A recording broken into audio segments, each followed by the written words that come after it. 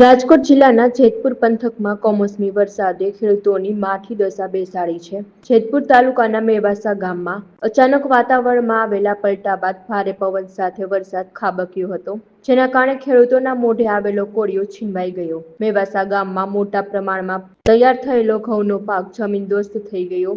ખેડૂતોની આખા વર્ષની મહેનત પર પાણી ફરી વળતા જગતનો તાત ચિંતામાં ગરકાવ થઈ ગયો। જેતપુર તાલુકાના મેવાસા ગામના જ્યાં કમોસમી વરસાદ અને ભારે પવને ખેડૂતોની કમર તોડી નાખી છે। મેવાસા ગામમાં અંદાજે 25 વીઘાથી વધુ જમીનમાં વાવેલો ઘઉંનો તૈયાર પાક હવે ઢળી પડ્યો છે। 3 મહિનાની કાળી મજૂરી બાદ જ્યારે પાક લણવાની અને ઘરમાં લાવવાની તૈયારી હતી ત્યારે જ બરાબર કુદરત રૂઠી છે। ભારે પવનને કારણે ઘઉંનો છોડ જમીન સાથે ચોંટી ગયા, જેના કારણે હવે આ પાક નીચેથી સડી જવાની પૂરેપૂરી ભીતિ સેવાઈ રહી છે। ત્યારે હવે મેવાસાના ખેડૂતો ભારે હૈયે માંગ કરી રહ્યા છે કે સરકાર તાત્કાલિક ધોરણે ખેતીવાડી વિભાગની ટીમો મોકલી નુકસાનીનો સર્વે હાથ ધરે અને અસરગ્રસ્ત ખેડૂતોને યોગ્ય આર્થિક સહાય ચૂકવવામાં આવે, જેથી જગતના તાતને આ આર્થિક ફટકામાંથી થોડી રાહત મળી શકે। મારું નામ પ્રકાશભાઈ રાદડિયા, ગામ મેવાસા, તાલુકો જેતપુર।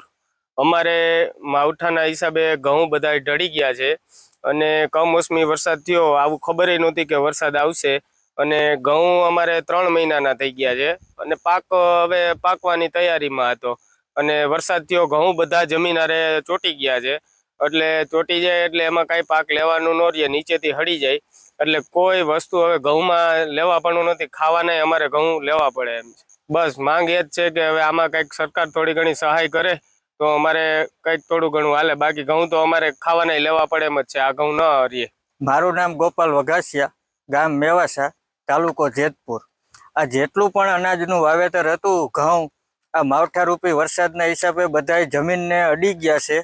ઘઉં બધાય તૈયાર થઈ ગયા હતા, 3 મહિનાનો પાક થઈ ગયો હતો, ખર્ચો બધો ખેડૂએ ચડાવી દીધો હતો અને હવે એમાં કાંઈ લેવાપણું છે નહીં। જો આમાં કાંઈક હવે સરકાર સહાય કરે તો સારું છે, નકર હવે ઘઉં ખાવાના લેવા પડે એવી પરિસ્થિતિ છે।